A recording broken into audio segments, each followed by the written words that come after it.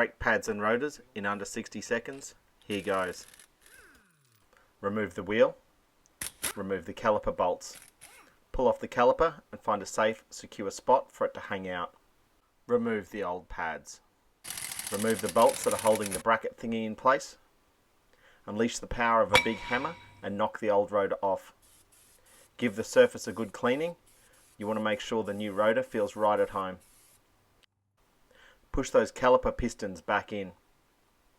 It's time for that new shiny upgrade, so pop the new rotor on. Tighten up those bracket bolts like they owe you money. 130 Newton meters should do the trick. Slap in the new pads and shimmy the caliper in place. Slide pin bolts, 30 Newton meters should do the trick. Put the wheel back on, pump the brake pedal a few times, then hit the streets for a test drive. All good? Thanks for watching.